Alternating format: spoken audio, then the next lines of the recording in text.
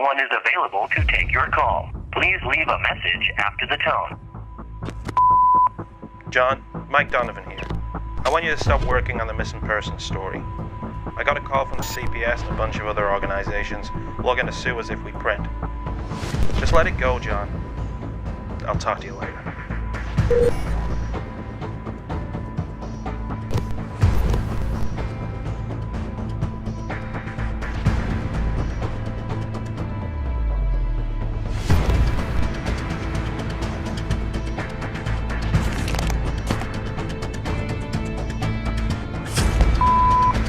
This is the last time, John.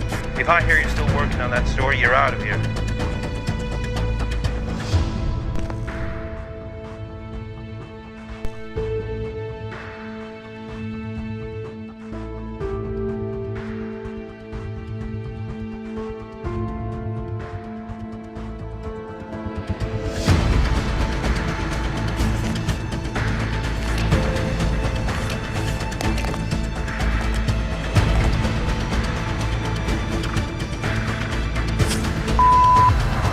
I warned you, John. Look, I'm sorry. I gotta let you go. Be careful, John.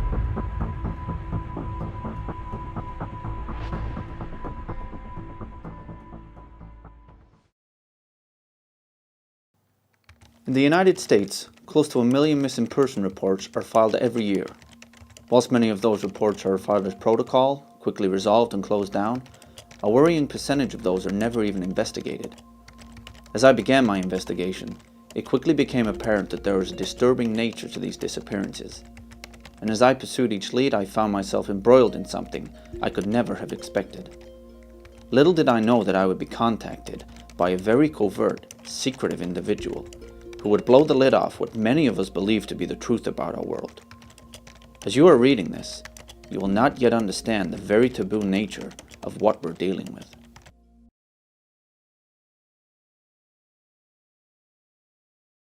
I look at the alternative media, as it's called, which is where a film like this would come out of. Obviously, it wouldn't come out of the mainstream.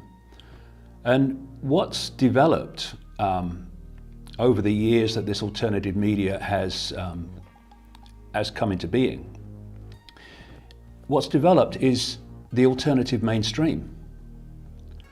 And almost everyone has a here and no further point. And just because you are aware that there's a banking scam and a political scam and engineered wars, doesn't mean that your mind is open to the deep in the rabbit hole areas that will explain where all that's actually ultimately coming from. You will have people who will go so far, but then their belief system, their sense of credulity, will say here and no further. Well, I think it's like a kind of human archetype. Unless you're a small boy with frogs in your pocket, people don't like toads or snakes or crocodiles or alligators. Dragons sometimes are shown as friendly, often are shown as dangerous and fire-breathing and nasty, and they've got little eyes, and they are inhuman. They've got little slitty eyes, and somehow there's a part of that that doesn't resonate with us. To think that reptilians even exist, let alone that they're in some way controlling the populace and what's going on, just seems so far out there to the normal person with their programming and their paradigm and that type of thing. So I think it's just out of the realm of belief for them, just through their programming. The idea that life as we know it has only developed on this one planet, in this one slither of frequency, is ridiculous. But the human perception has been so programmed with limitation, with a sense of I can't, the sense of it cannot be, that it's left to very few, compared with the global population, to explore beyond that sense of can be. And that's why these films are not made in greater abundance. Creatures with large heads, with fur and big eyes, like the traditional puppy dog pictures that make us go, look, isn't that cute? One doesn't look at a reptile and think, isn't that cute? That basic human empathy just isn't there. What I do is I open my mind and I let the information be my guide, and that decides where I go, not preconceived idea. And unfortunately, preconceived idea, belief, whatever that may be, is the prison cell for most people, and that's why they don't go beyond it. I think there's a lot of ego involved in this subject, as there are in a lot of others, and that type of ego is infected ego, as far as I'm concerned. It's and the last thing these entities want is to be noticed. They want to be ignored, because if they're ignored, they can get away with it, you see. So you want to infect people and let them think that there's no such thing, and actually try and spread that there's no such thing, so that these things can operate in the darkness. This is programming, and David Icke talks about this, a societal programming wherein we are conditioned to hate and fear this subject so much that without something extra, without something more unusual happening to us to cause us to search for this darker truth, people will be inclined not to see it, even if it's right in front of their face, which is what I've experienced. And even people in my own family and people that I know very well and people who were interested in ufology, when they saw this, either didn't see it or became very upset about it. In the early 90s, when we were first learning about the reptilians, you tended to hear about cases of rape and situations like that, and almost like an instinctive fear that some people had in response to just being in their presence, just like a physiological reaction to them. So I think all of those factors, plus the bad reputation of snakes in Judeo-Christian mythology, has given them sort of a bad reputation, and that led to maybe a bit of a taboo in discussing them, but I don't think that the taboo is really necessary. The gentleman I will call X in this article has always refused to give me his name. Of course that was highly suspicious, but he was giving me important, and in some cases classified information. I felt compelled to continue my investigation, even though I knew what I was doing was very dangerous. I never really questioned the validity of what he was telling me. Somehow I knew it was the truth, no matter how uncomfortable that made me feel. Sometimes X handed me documents, photographs, or newspaper articles to follow up. Other times he would drop a name into a conversation, only giving me pieces of the puzzle. John, I can't just tell you what's going on. Those are the rules. You have to research this information yourself. I can give you places to look, people to see. Look up the work of Professor John Mack.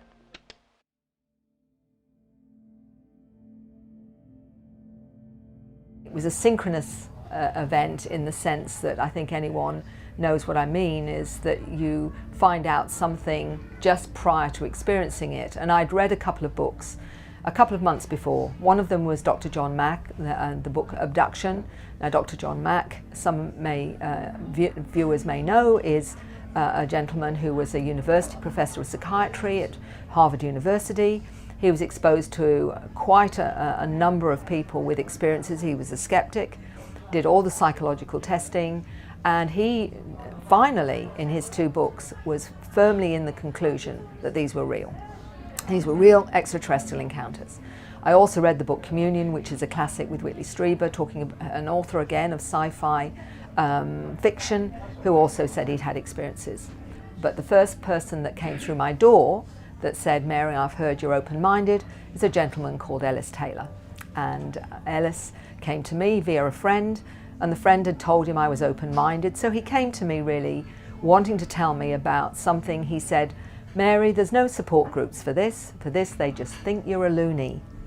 And here I had a middle-aged, very articulate gentleman who was telling me quite normally that this is what was happening to him, that he was aware he was being taken up on spacecraft, that he was waking up with shaved areas on his body, other marks on his body. His whole family were affected, that was his partner and the children. He talked about going through walls, and he said no one would come to the house because they thought it was demons. On the 13th of April in 1996, I got up about 7 o'clock in the morning, went to the loo, came back to bed. My partner went with the covers off me, "What's all that all over your body?" And I had all these marks on my body, and I couldn't quite make them out, but she was really freaking out. And there was a face there, drawing of a face. There was like something there that looked like a tail or maybe a paw or something that I couldn't quite make out. And there were finger marks here that were in a strange configuration. And they were all red marks, and none of them had any impression. They just completely smooth. And yeah, and then I was burnt all the way around as well, all around the rest of my body, like bright red. My partner, as I said, was freaking out. She rushed to get her camera and came back and started taking photographs of them. And meanwhile, I looked in the mirror because I couldn't quite see what they were, and I could see what she was talking about because it's very distinct, these things. And she took photographs of them, and very shortly after that, they vanished. Part of it is, the three questions they ask me is, am I going crazy? Is this real? And if it's real, why me? Three crucial questions. And so it was, okay, Mary, you better find out whether this really is real, or whether a lot of people are just having a very, very interesting, unusual experience that, you know, is more, well, they believe it's real, as is the favourite. Oh, well, if they believe it's real, then it's real to them, which is the biggest cop-out you can ever get.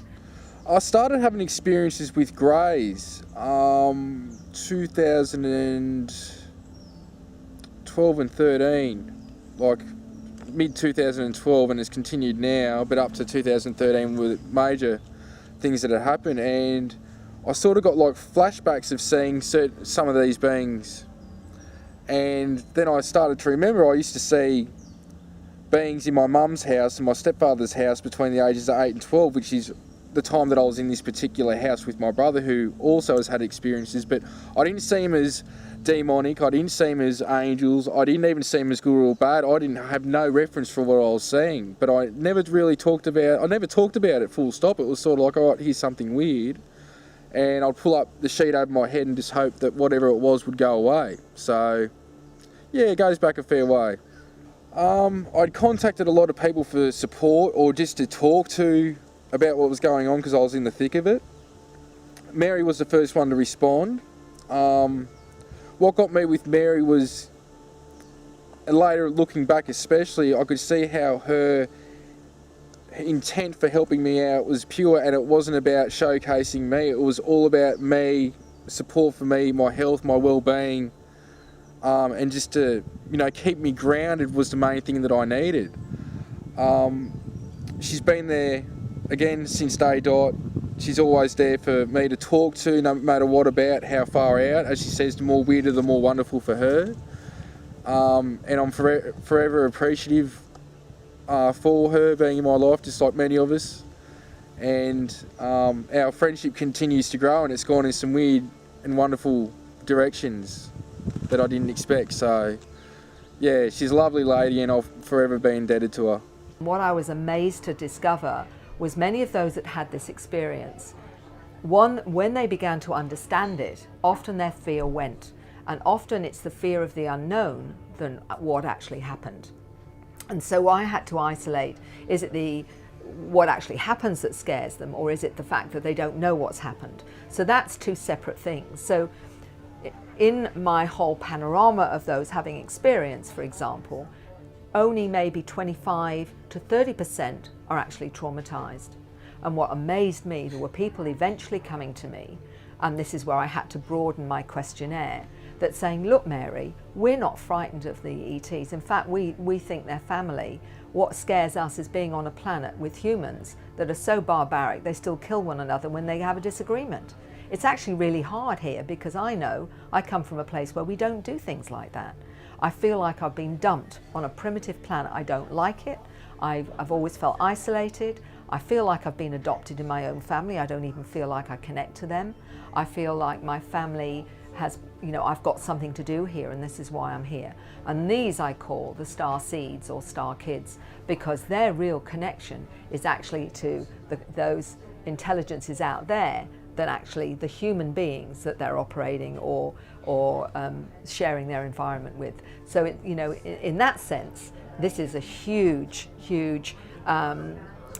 panorama of experience where some are terrified of the beings and some actually think the beings are family. So where do you go with that? Only recently I had a young woman tell me that she was a hybrid and that she believed that she was part human, part reptilian, for example. So for her, what was hard was being in a human body when she related much to her reptilian soul, if you like. That's how she saw it. Others believe that their soul is from a mantid, which is an insect-like being. Some, the felines, the cat being, for example, they say their origins are from those places. So they relate to that particular form. And if you have an 8-year-old that tells you that their family is a mantid, this is an insect-like being, that's his family. His human family is here to look after him and he loves them, but that's his family. And when he dies, that's where he's going, to his ancestral family, which is the mantid insect-like being. And he gets quite emotional about it. This is an 8-year-old getting emotional about going back to his origins. It's very profound. And you've got others that believe they're a mix. And Simon Parkes is one of those, because I was able with this young boy, which I'll call Paul, and Simon Parkes, I was actually interacting with both of them at similar times, although one's in the Northern Hemisphere, one is in the Southern Hemisphere. They never spoke to one another, but I was able to get information to look for corroboration. And Simon Parkes believes his mother is a mantid, although he also connects to the cat feline beings and to the reptilians. But he feels most connected to the mantid. And he talks about going into his mantid form on the spacecraft and working with humans. And when I spoke to this little 8-year-old, he described it in this way, that he evaporated into his mantid form and would operate as a mantid and then come back into his human form. So here is a little boy talking about a soul transfer. One of the questions that pretty much all experiencers ask themselves at some point is, why me? Another one is, am I going crazy? But eventually they figure out that they're not crazy, that whatever they're experiencing, they're still functioning, and it's not, it's not a form of anything. John Mack certainly was not was not able to identify it as any kind of psychological pathology. So they ask, why me? Why is this happening to me? And well, we know that the abduction phenomenon does run in families, and the same thing seems to be true for reptilian contact. So you can look at reptilian contact as a facet of the UFO abduction phenomenon, and it suggests a genetic aspect to their interest in us. But, in addition to following family lines, there's more to it. A number of reptilian contactees have actually recalled memories of having a past life as a reptilian. And, it doesn't appear that people are chosen at random out of the human population. One reptilian contactee described to me what she calls multi-dimensional simultaneous existence, because that time, basically, if you look into physics, ideas like the relativity of simultaneity and the concept of space-time, turns out that everything is happening now, including past and future events. Everything is really happening all at the same time. So past lives and future lives exist now. So what in reincarnation traditionally we'd think of as past lives, well, if you think of it as simultaneous multi-dimensional existence, those are really parallel lives.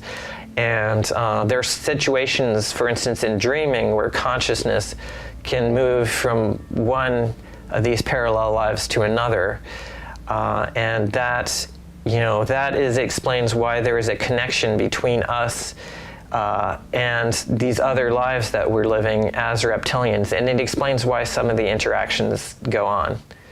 My first experience that I'm aware of was when I was either 4 or 5 years old in Texas, where I encountered a brown being that was levitating in my bedroom, and it had round eyes, kind of a wrinkled face.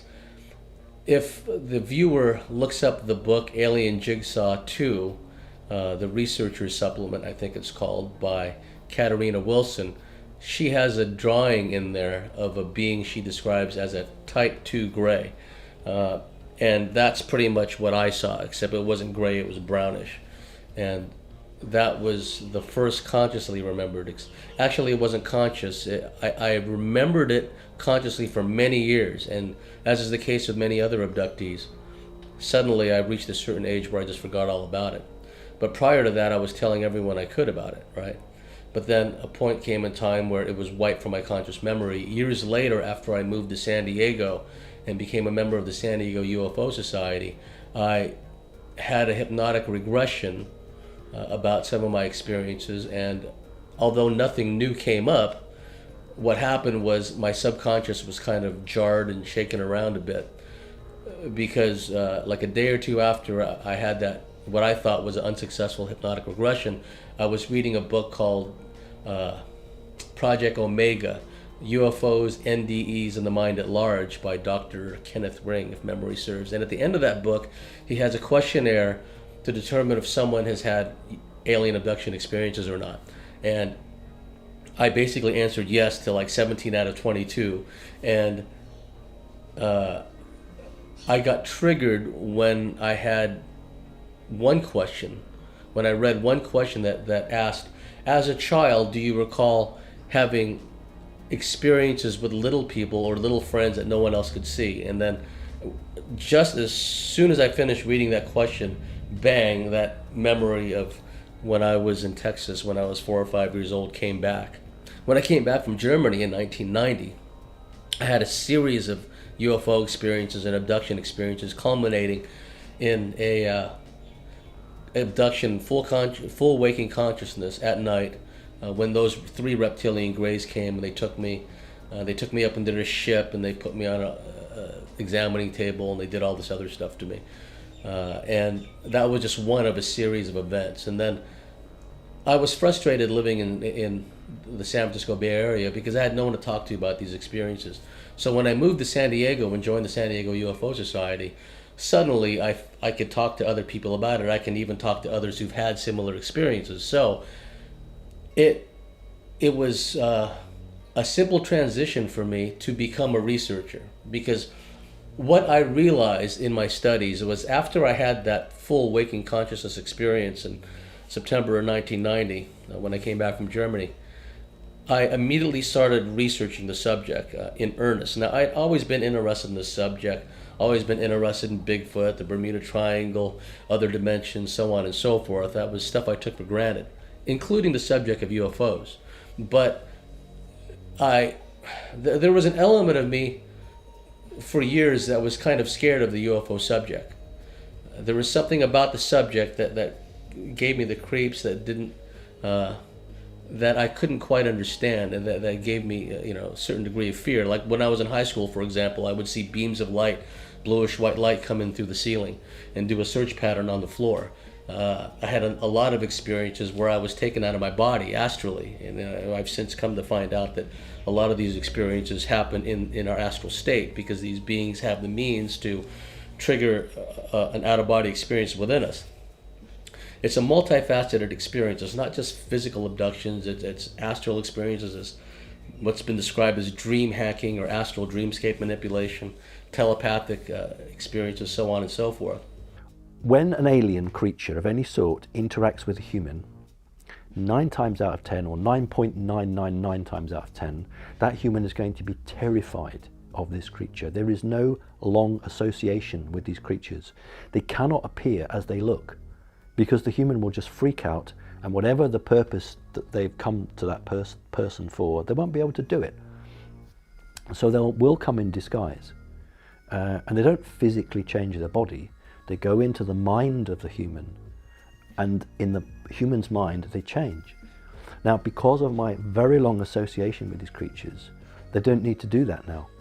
In the early days they did, when I was a very small child.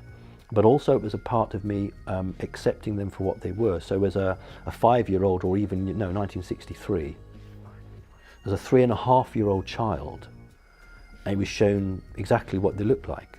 And it did freak me out. Of course it did.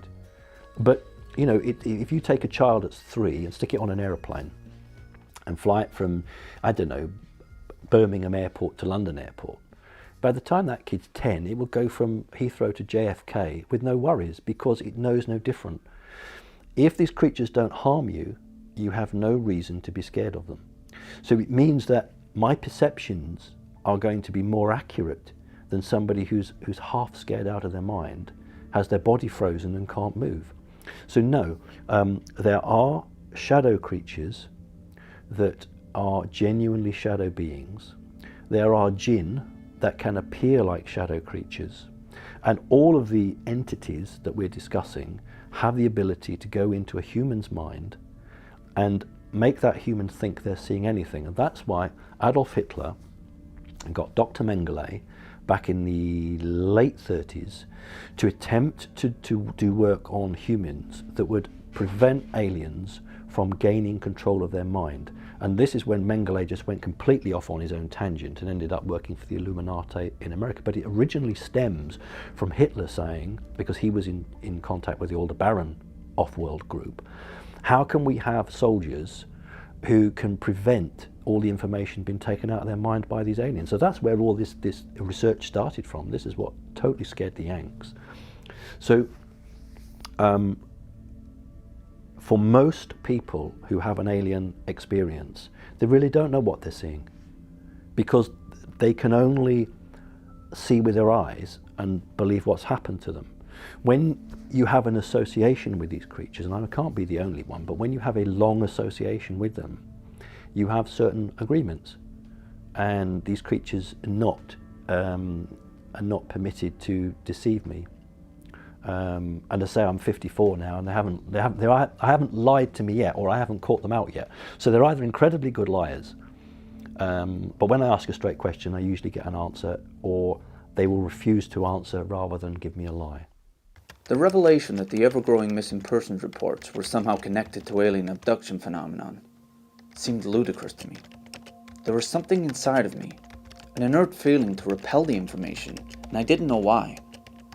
As a researcher and journalist, it is built into my psyche to question everything I'm told. When I raised my doubts about this one evening in a taped conversation with X, I could never have prepared myself for what happened. Sorry, but I can't have you screaming like a little girl, so you've got to promise me you'll be quiet. If I wanted to harm you, you would be harmed. John, please. Sit.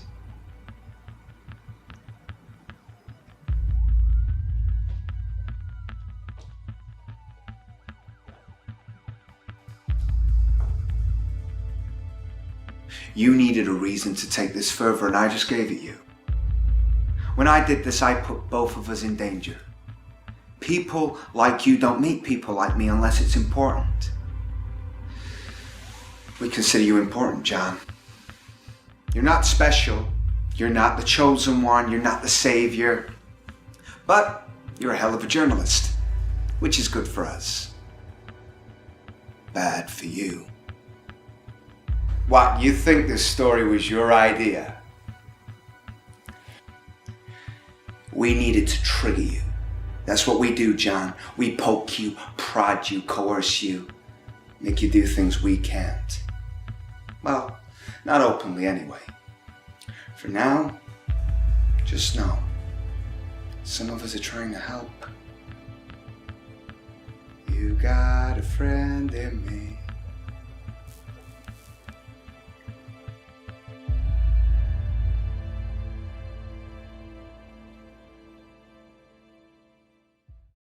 I was in America on a speaking tour. I say a speaking tour. In those days, a speaking tour largely meant talking to myself.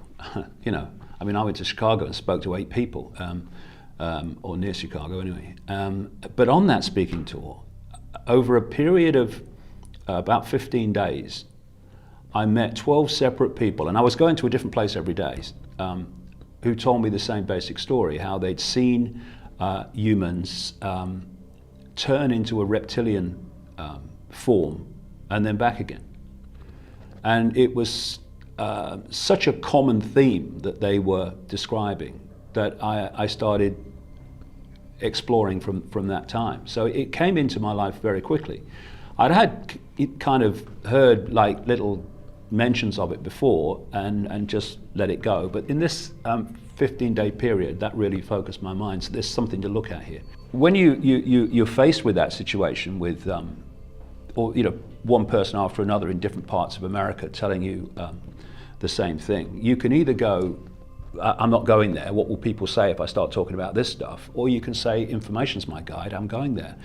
What then happened is I came back from there to the Isle of Wight, and I was meeting someone, actually not very far from here, who had been married to a Satanist, who had been the warden for Burnham Beeches.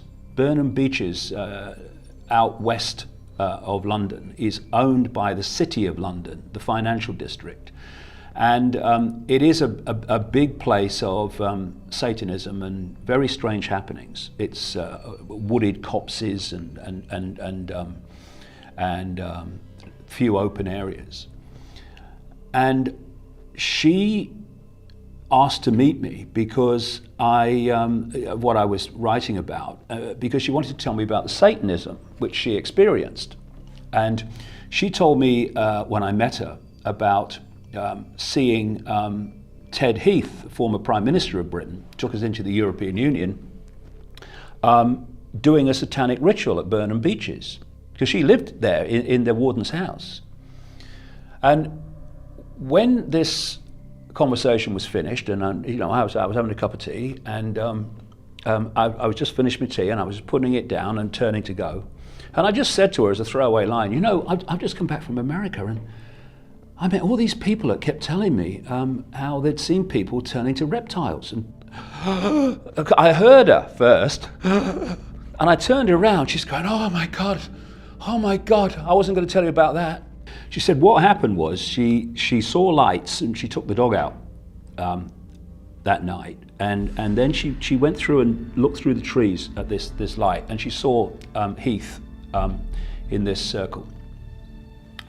And she said what she then saw was Heath shift into a reptilian form and grow about 2 feet, which is absolutely common in descriptions of this all over the world. And she said he started speaking then in a voice a bit like, she described it as a bit like the old transatlantic telephone conversations when there was gaps. And she said the thing that shocked her more than anything else is that when this happened, no one in the circle moved in any way that related to shock or surprise. It seemed to them the most common thing, common thing you could imagine. And from the American experience, and that lady too, then the synchronicity of my life started bringing more and more information in about it, and more people with experiences about it. And that's been the way my life has gone in the last 25 years. A subject will come out of nowhere into my life, and then suddenly, bang, information about that subject's coming from everywhere. And that's what happened with the reptilian thing. There's a lot of people out there who are under the misapprehension that somehow all of this is promulgated by David Icke and nobody else, and this is absolutely not true. I was once privileged to sit at a dinner table with David Icke and Jordan Maxwell. David was on one side, Jordan was the other, and they started telling stories to each other. And I had a dictaphone in my pocket. Here's a piece of advice to any would-be journalists here who happen to be watching this. always have a dictaphone in your pocket. You never know when it's going to be useful to you. So I asked their permission, I put the dictaphone on the table, and then they were exchanging anecdotes with each other about reptilians like a tennis match. It was fascinating. And I'll just give a couple of those because they're more than interesting. I'll start with Jordan's story. I'll condense this as best I can. He was told this story by a grown woman who he knew personally about her experience when she was a small girl. And she came from an Air Force family and lived on a military base. And her father had the kind of job such that when the phone rang, sometimes he had 10 minutes to leave the house with a packed bag, and he might not be back for a couple of weeks. And whenever that happened,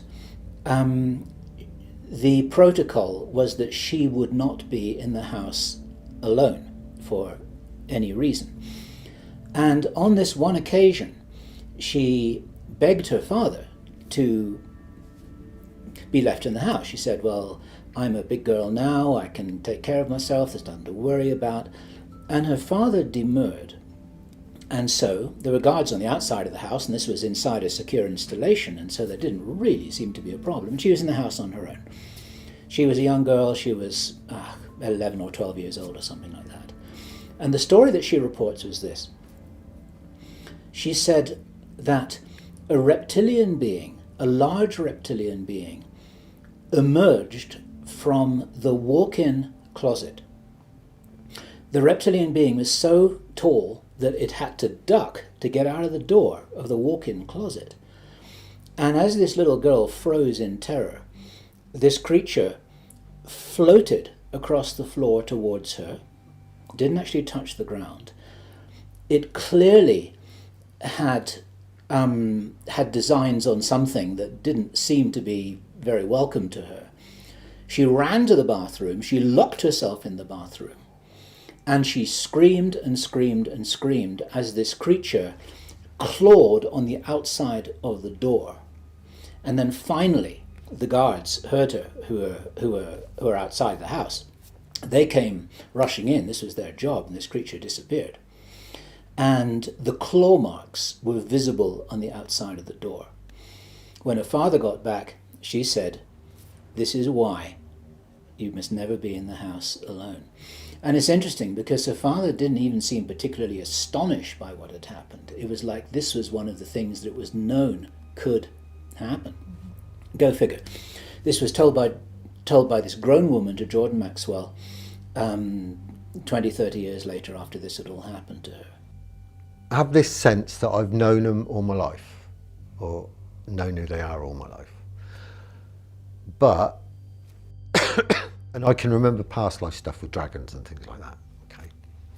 Which is not exactly the same thing, I know.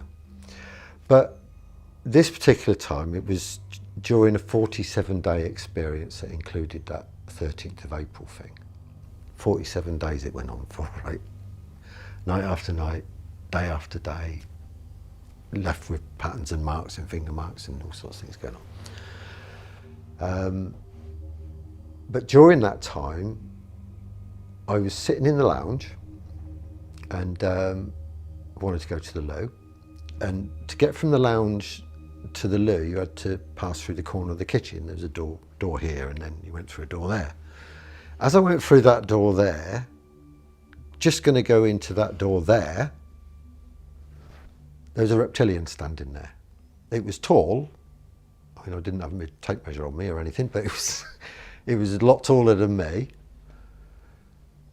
And it was crouched like that. It was green. It had these kind of orangey slit eyes. It had a paler chest. It had like ridges and scales. But the thing about it was that it looked at me, and what I felt was from him was, oh shit, it's in me. Right?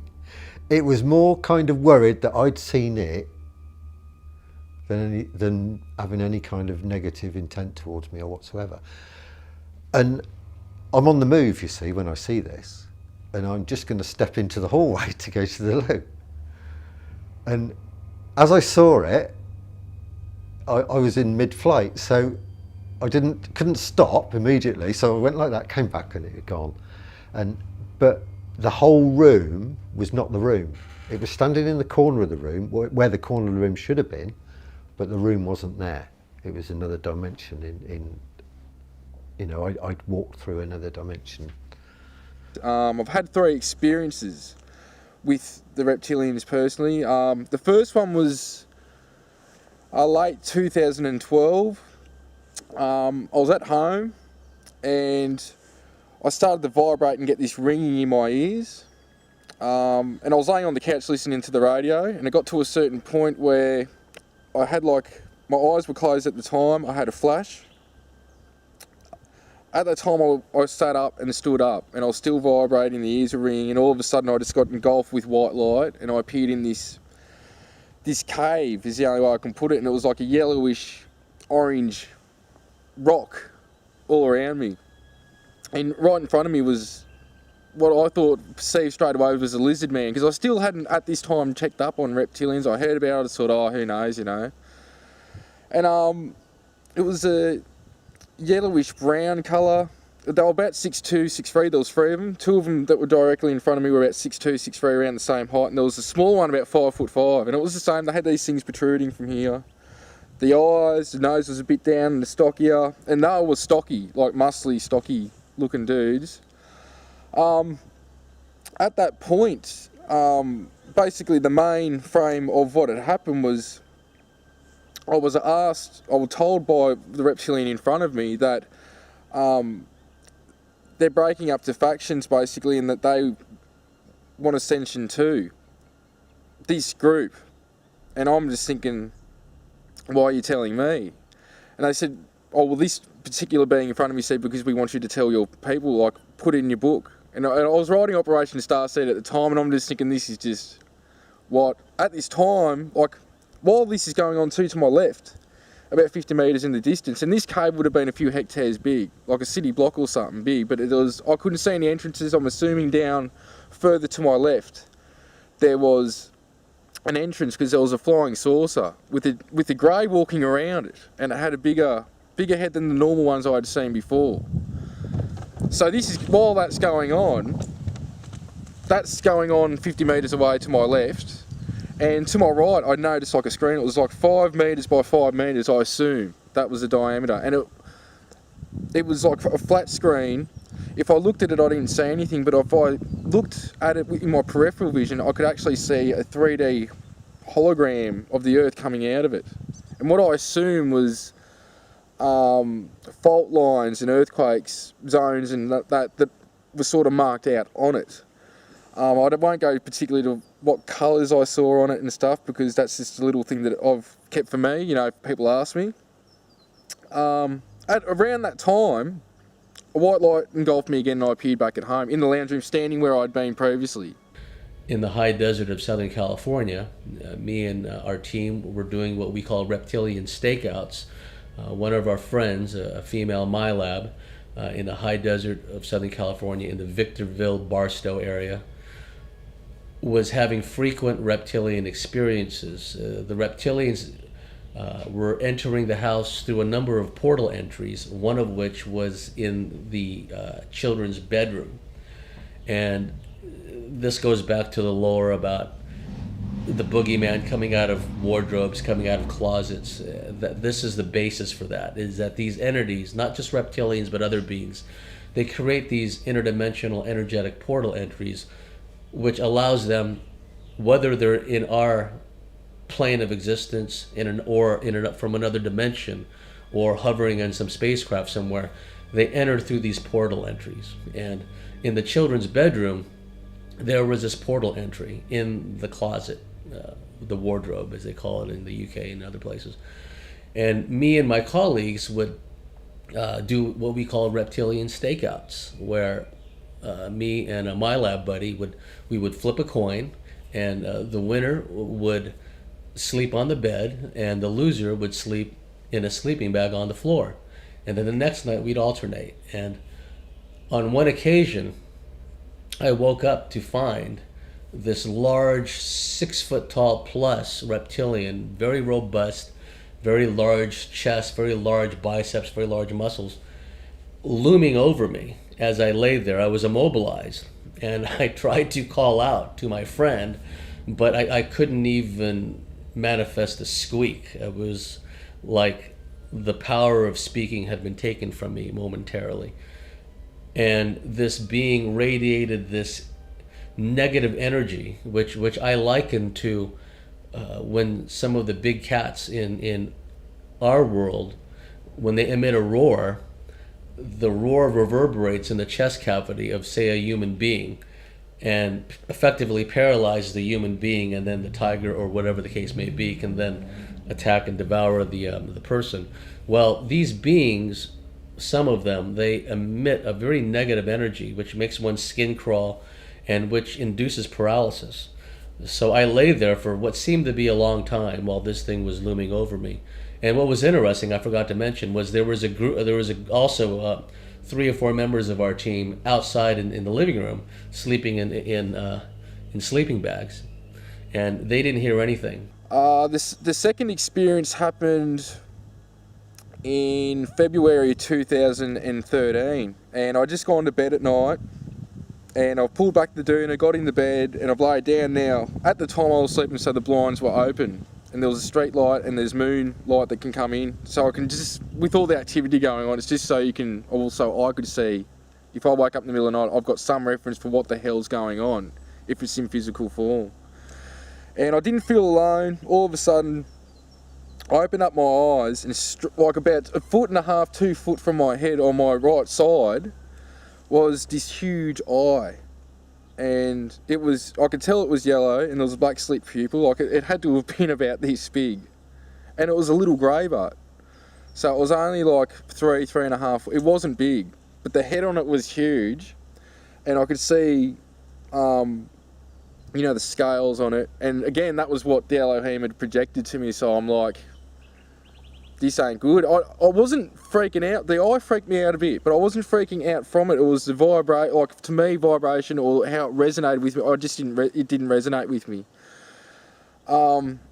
At this certain time, I closed my eyes and just a thought came to me to, why am I judging it? And to show it love, that I didn't want it, I guess the best way to explain it is I felt sorry for it being in the state that it was in. At which time it started to turn into it started to look shocked. How I would have been looking at it, it started to look at me. And then all of a sudden it sort of turned into a smoke, which I've got photos of how these beings can appear at certain times. That sort of turned into this smoky substance, and it disappeared. And for about a year I didn't sleep in my room after that. I had to meditate till I went to sleep. On another occasion in that house, there were different reptilians, basically all of the same species, but in different stages of maturation. And so there were immature reptoids, and we call them baby Godzillas, because when the lady of the house and the children drew sketches, that's what came to me. They looked like little baby Godzillas. And at least one of these was playing with a youngest daughter who was 4 years old at the time. They would play in that children's bedroom during the day, and the little reptoid was fascinated with the little girl's toys. In particular, one toy that looked like a telephone and that had big keys for numbers and letters, and when you pressed a given key, it emitted a certain tone. So the lady of the house, at odd times during the day, when only her little daughter was home, would hear these tones coming out of the bedroom. And on this one occasion, the little girl came out, and this little girl is now an adult. She has a child now. She said, "Mom, me and my friend, we're hungry," right? And so my friend humored the little girl. She walked back into the bedroom with 2 platters with a slice of pizza on each one. When she walked into the bedroom, she noticed her daughter sitting Indian style on the floor, and alongside of her daughter was one of these little immature reptilian beings, and they were playing with that toy, making all these tones. my friend was so startled she dropped both plates. The reptilian made kind of like a pig kind of squealing sound, and it fled into the closet and disappeared. Now, me and my friend, on another occasion, we were sleeping in that room again. I was in the bed, and he was on the floor, and I began to hear noises coming out of the closet, right? So I sat bolt upright, and I looked around, and I was punched in the face, bang, bang, on this cheek and on this cheek, and I was knocked out, and my cheeks ached for weeks thereafter. And I believe it was the little reptilian. It wasn't the big reptilian or big reptilians. It was one of the little ones, and it was just at the right height to punch me out. So I had a lot of experiences in that place. On another occasion, those reptilians followed me from that place in the high desert of Southern California to my house in San Diego, which is a good 2.5 hour drive. And I had just driven back from the high desert, settled down, I was laying in bed reading, and I fell asleep. And sometime later, I was rolled over in bed, and I was jabbed at the base of my spine with an injection. And as I was laid on my side, I looked over and I saw what I at first thought was a very tall soldier in khaki uniform. And then I saw something swishing around behind it. Later on, in hindsight, I realized it was a very tall reptilian that just happened to be brownish khaki colored. Because when I had time to think about it, the thing that was swishing around behind it was his tail. And it was interesting because those reptilians had told my friend, the lady of the house, that they were going to get back at me basically for always going up there and, like, I guess, annoying them or something. So they followed me back to hundreds of miles away to San Diego, and they did this to me. And I developed the following day, I was working at ComNav AirPack in communications, and my back was hurting me. I could feel a puncture wound at the base of my spine. I could feel it, an injection mark. And I had a terrific headache, and I was sitting in the main office, and there was an annex, another office off to the left, where the lady who worked in there was on leave or something. So I went in to lay down there just to flatten out my back because my back hurt so much. Had a tremendous headache, was sweating profusely, big time diarrhea, right?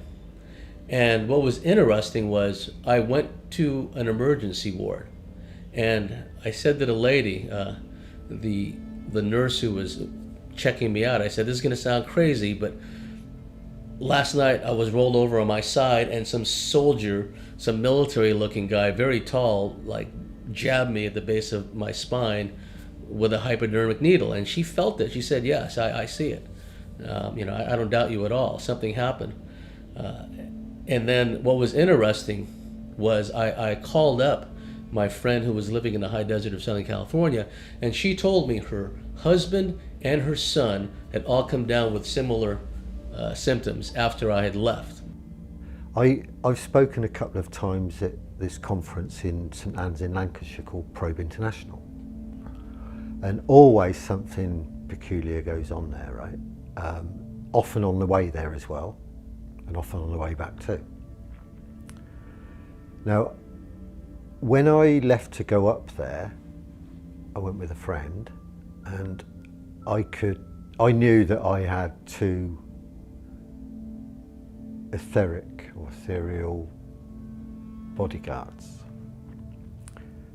They were reptilian, dressed in armour, and I have a few guardians, but this is two that were with me.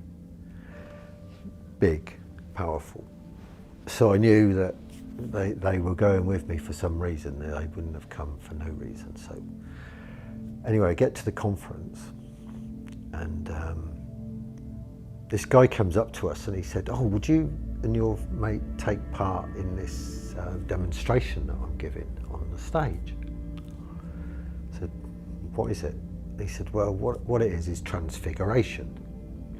Now, transfiguration is, you look at people, but I do it naturally anyway, but this is what he's telling people to do. You look at people and you look slightly out of focus to the side of them, and you can see them turn into something else, okay?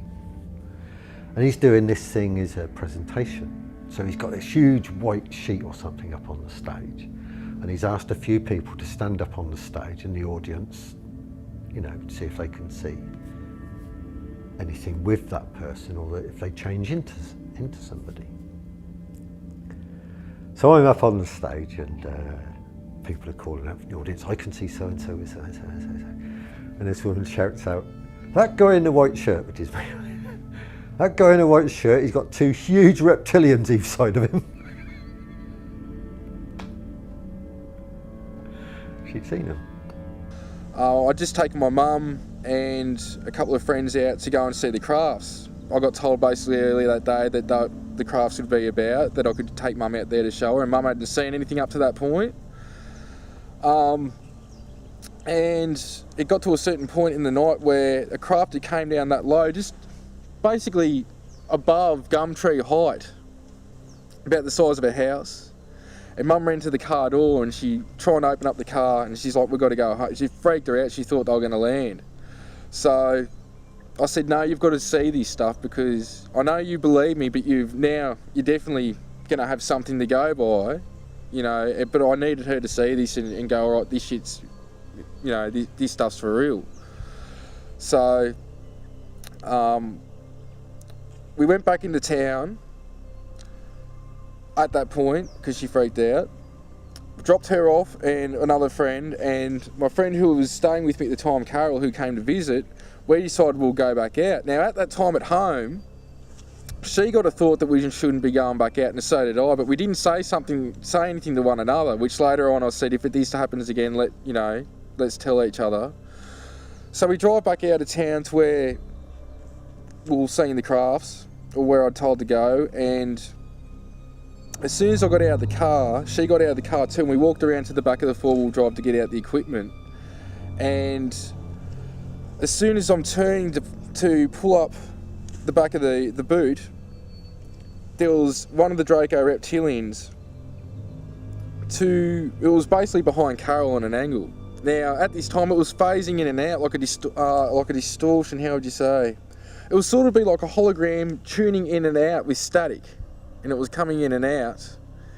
And straight away I just said to her, get in the car. I got into the car. At that time, this would have only been 10 metres away. And it had horns, it's got the wings. I couldn't tell you what colour, but when they were projected to me, they were yellowish brown colour. Big, like maybe 8-9 foot tall, something like. It was big, but it was only 10 metres away, and in the distance, maybe 150 metres away, is a street light out there. It's the only light in the whole area because it's out of town in a swimming area, like where people take their boats and their kids and have picnics. So because of that, I sort of had a good reference to see it. Even though, usually you can see stuff with the shadow dudes in the dark, you can still get something. But when we hopped in the car at this time, the lights on the interior, on the speedo, on the dashboard, and the outside lights all turned on at different times. They were all, it was like a disco of lights. No reason for it to be happening, and I'm trying to turn on the car, and after some time I just sort of blasted it with love in my mind anyway, and it got a little bit more intense, and then I did it again. Then all of a sudden, like in my mind, it's just like, just start the car, and the car started at that time, so I've reversed out, floored it out of there, and got on my way.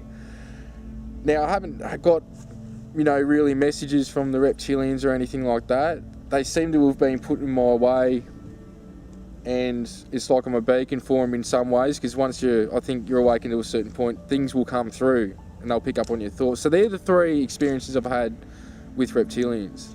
One incident that I haven't told many people about was just about 3, maybe 4 years ago. I went to Australia, and I went through Heathrow, and almost everybody in this, well, not obviously, but lots of people at Heathrow were shape-shifting. there were reptilians walking around everywhere, right? Now some of this can be you decoding something about their aura, but other times it can be you're decoding what is really there rather than what their emotions are projecting. And I've had that instance in Macquarie Shopping Centre in Sydney as well, where nearly everybody there is looking like is a reptilian, and full on, and they're much taller than they are as humans, and they're much bigger and much more powerful looking, and big tails and all the rest of it. Full on it is, and but anyway, this Heathrow thing, I got on the plane and they swapped my seat for some reason, and I sat down in this other seat, and I noticed there was an Indian lady in the sari and everything sitting there, and she was looking at me intently like that, but her eyes were really lovely. She was really kind of, you could tell it was really loving whatever she was doing, you know, but she was doing something. I saw this guy in a seat in front of me just to look along. He rose up and turned into this huge reptilian, right, really aggressive. This air hostess came to me, and this don't happen, does it? She knelt down next to me, she put her hand on my knee, and she was going, "We're going to look after you. Everything will be all right." And then this Indian lady, I heard this voice in my mind, and it was definitely coming from her. And she said, "You are a golden child and very special. We are looking after you." And I thought, what's a golden child? I don't know. That's what she said. Yeah, maybe, I don't know. On another occasion, myself and a female MyLab friend were abducted together, and we were brought to an underground base in the high desert of Southern California, once again in the Victorville, Barstow area. And we were confronted by what appeared to us to be 3 military people. Again, one of them was taller than the other 2. The one that was the tallest was standing behind a lectern or a podium, and it was quite tall. And it was yelling at my friend and I. We were kind of made to stand at attention several feet away from these 3 beings. They appeared as military personnel with the short hair, etc., but one of them was in the guise of a high-ranking officer, and the high-ranking officer was irate. It was screaming at us, yelling at us, "What are we doing? Like, how do we know so much?" Right? And I knew immediately that this tall being was not a human. I knew that it was really a reptilian, because they often assume the guise of military personnel. Sometimes these abductees in my labs in the underground bases can look at what's supposed to be a military person, but notice that they have vertical pupils, or notice that they don't communicate much, and once in a while they growl or they hiss or they do something to give themselves away. And while this tall general or this tall officer was berating the both of us, I looked at my friend and I said, "This is not a dream, this is real. We're having a real experience here, so remember this," right? And then the being, the assumed supposed military guy just kept yelling at us. Eventually they sent us back.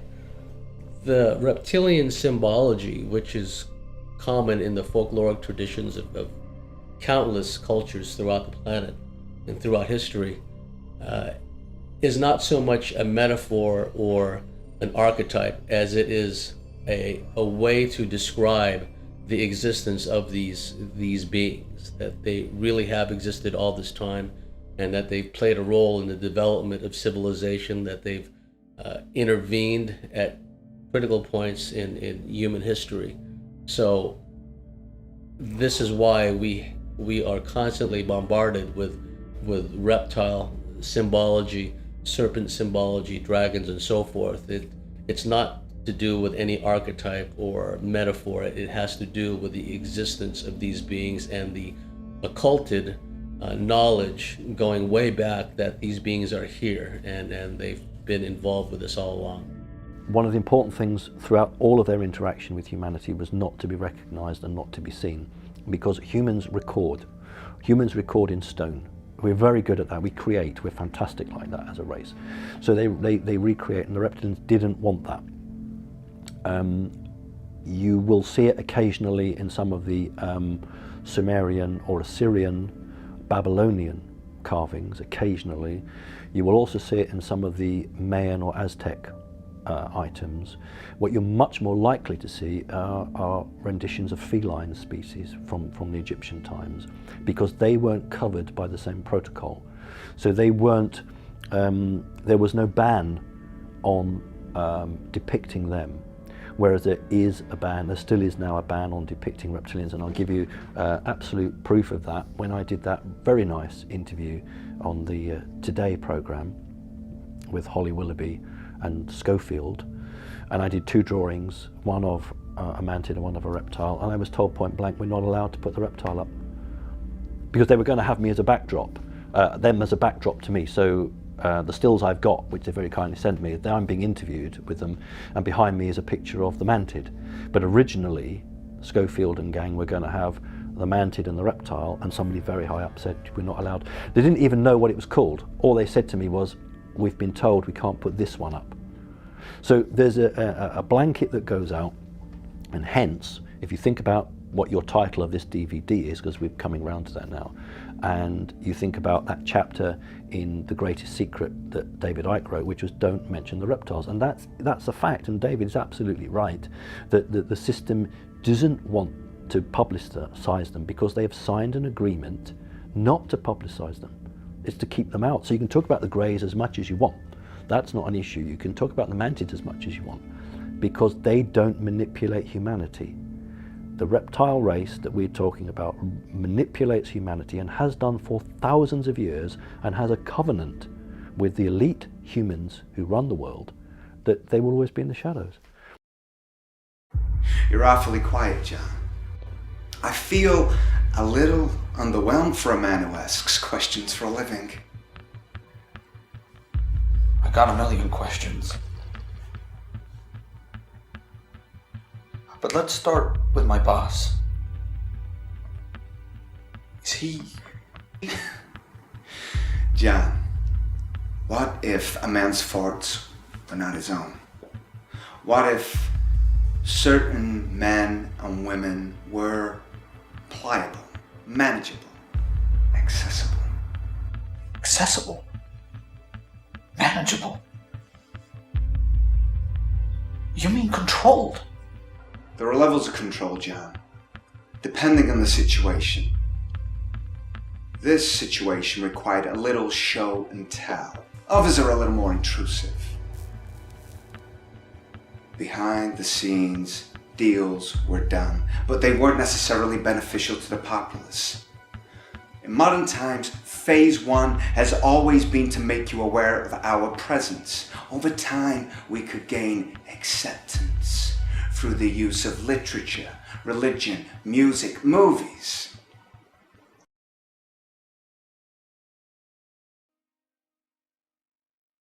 If you look at 2 themes of movies in recent times, and some of them not so recent times, but there's a big theme now, and I don't go to the movies very much because it's all bloody violence and stuff like that most of the time. But if it's for my research, I'll obviously go. One is a kind of a reptilian theme that you pick up, and the other one is, many times incorporated into the reptilian theme, and in alien invasions, is a well beyond Orwellian society where humans are under total control of a vicious police state and a tiny elite. As far as movies and media being possible leaks to the truth about non-humans, or in particular the reptilians, I think this is certainly possible, and I think that there are several movies that stand out in my mind as being movies that might be leaks. Well, in particular, Stanley Kubrick's Eyes Wide Shut, for which I think that he was murdered. He was warned not to publish it, and he said, to heck with you, and he was killed shortly after the release of the movie. And also Rosemary's Baby shows even a reptilian kind of baby at the end of the movie. And that those kind of movies seem to be kind of more realistic leaks, if you were. And then you have John Carpenter's They Live and The Thing and Aliens, which I think are all possible relevant information or visions, you might say, inspirations for what's really happening. I think if you look at John Carpenter, the creator of They Live, if you look at his movie-making history, which includes Satanism and horror and what have you, this guy has at least some knowledge of what's happening. And I had to laugh. I said this in a book once, years ago, and someone wrote to John Carpenter saying what I'd said. And he wrote back to him, I saw the letter, saying, no, it wasn't. The aliens, inside the people, I was symbolizing the Republicans. And you go, yeah, John, all right, yeah, okay, you were, yeah. I mean, anyone who's seen They Live will laugh at that. And I watched They Live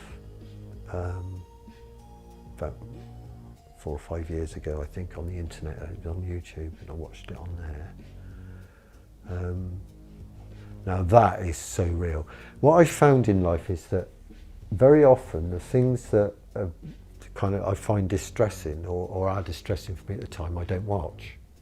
I don't know why, but I don't watch. People say, oh, you should watch this, and I don't.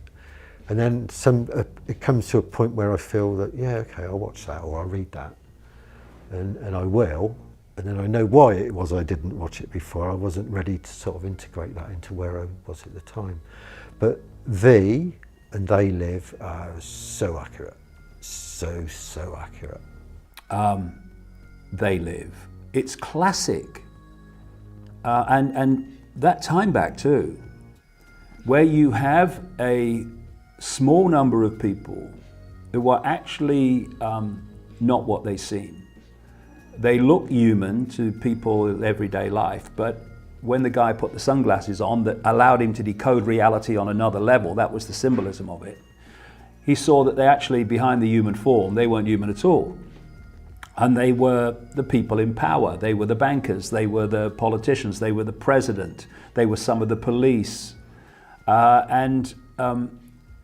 Also, when he put the glasses on that subliminal level, he could see all the subliminal messages all around him, telling him to stay asleep, to not question, to obey authority.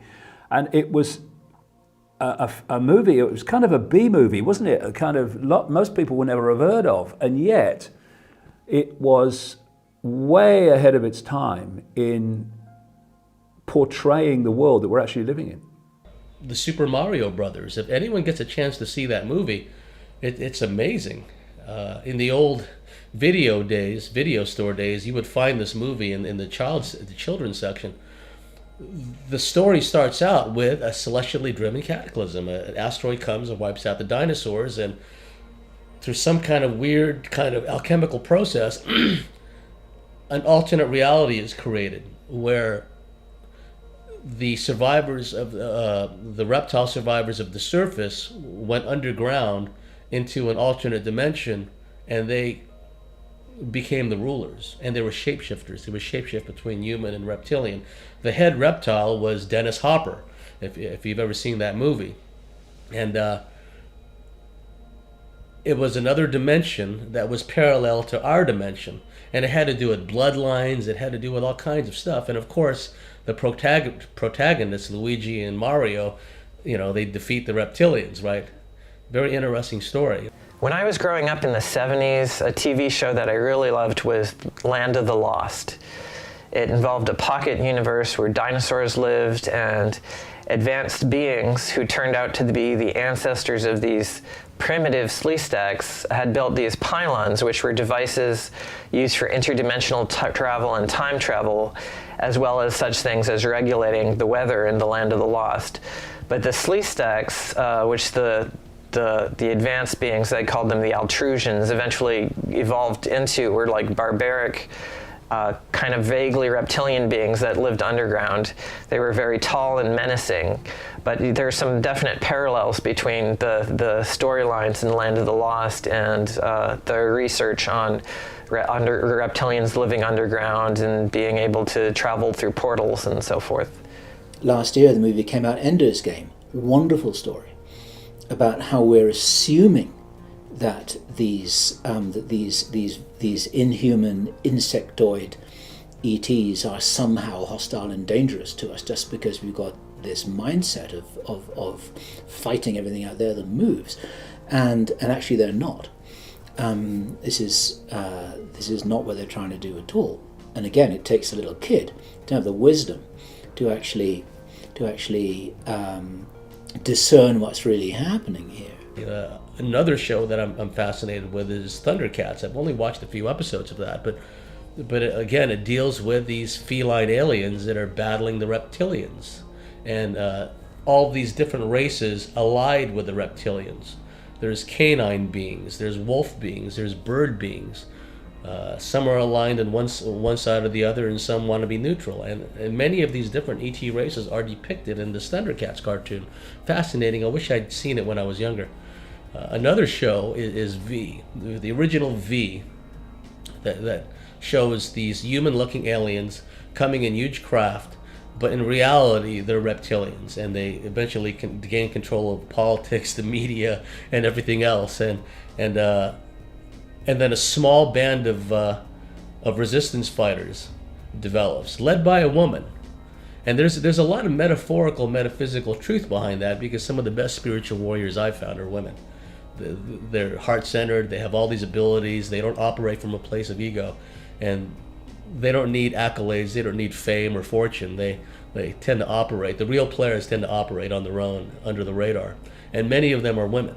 So when I see this TV show, V, and it's led by a woman scientist or something, if my memory serves, that really resonated with me. You've got to start immediately with 2001: A Space Odyssey. That's how you'd start, and then you would do the original Star Trek, because Gene Roddenberry not only went out and found contactees, but he actually joined a circle of people who were channeling other entities. So these people, either as directors or producers, either have direct knowledge, or more likely it's a give and take with the security services. The security service will say, okay, you've done us a favour, here's an idea.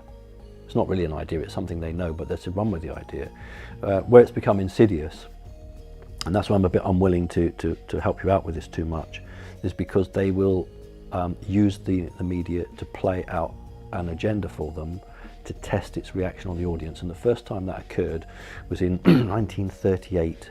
Was it 38, when Orson Welles did his War of the Worlds? What people don't know was that was all orchestrated to early sort of focus groups to feed back on what the situation was. Now, it actually wasn't panic, as the media was told.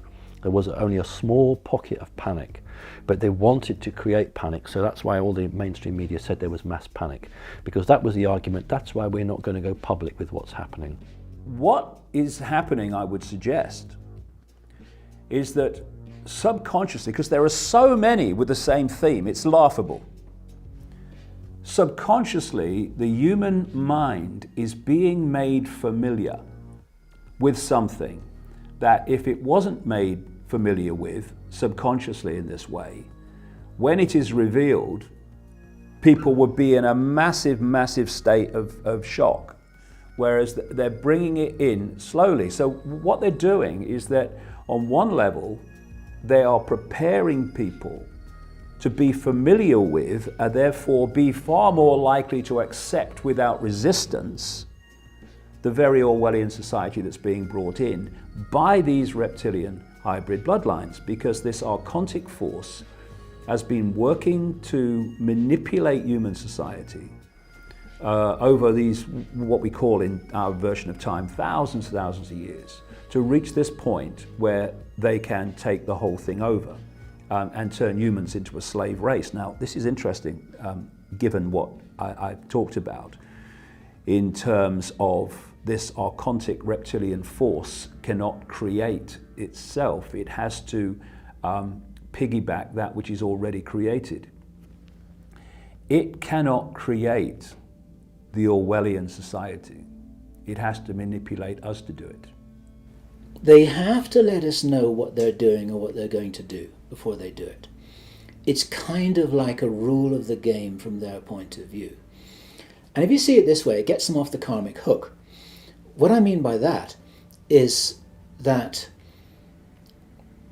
if I were to tell you, the viewer watching this now, that I intended to burgle their house tonight, and I was going to do it by climbing in this window at 2 o'clock in the morning, and this is what I was going to go and steal. And if I told them that, and they didn't believe me, and they took no action, and I went and did it anyway, then I would be off the karmic hook, because it's their fault for not securing the window latch. It's their fault for not standing there with a gun waiting for me to come. It's their fault for not taking me seriously. It's like, well, I told you, and it happened, so now the responsibility is yours, not mine. Media nowadays, major Hollywood films, are used to push an ideal which is either part of a programming agenda or it's an agenda to test out what the reaction is on the public. Any decent producer in Hollywood who's doing a science fiction or science fantasy film now will be heavily involved with the secret government or the secret service, whatever we want to call them, for a give and take, an exchange of ideas. If you look at Stanley Kubrick made his own deal that he could make as many films as he wanted and have oversight over it, providing he never told the truth about the supposed moon landings. And as soon as he broke that agreement, they killed him. So right through history from Hollywood, Hollywood is an integral arm of manipulation, mind control, and just focus grouping, just testing. So anyone who has an interest will look at a film and say, well, I look at that, look at that.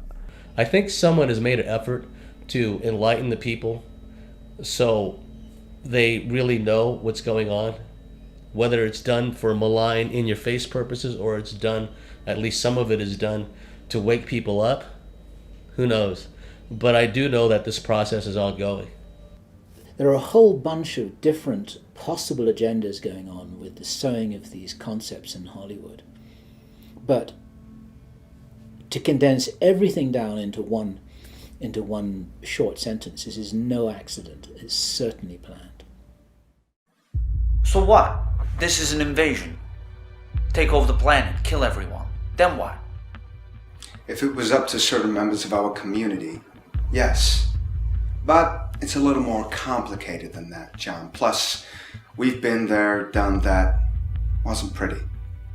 I look at it more as a occupation. I know you guys are fond of that. How is this possible? I mean, what about the government? What about our military? What about them? They work for us, John. We run the show. It's all an illusion. Nothing you experience here is real. Nothing. None of it. At least not in the way you think it is. Oh, it's a work of genius, John. Even after all this time, and we're talking a lot of time, a millennia, the complexity of the plan still impresses the hell out of me. Yeah. I'm sorry? The answer to your question is yes. You were about to ask me about the little gray guys in your room as a kid. You know, the little guys, big eyes, all serious and cold. Ooh, creepy little things. Yeah, they work for us, John. And you. And them. John, do you play chess? Haven't we played enough games? Well, if this were a game of chess, I'd be a knight. Our little grey friends would be the pawns. And me? What piece am I in your game? That's just it, John. You're not even in the game. But I'm here to change that. I don't understand. Why are you here? What do you want? What do we want? Where did we come from? When did we get here? That's a good question.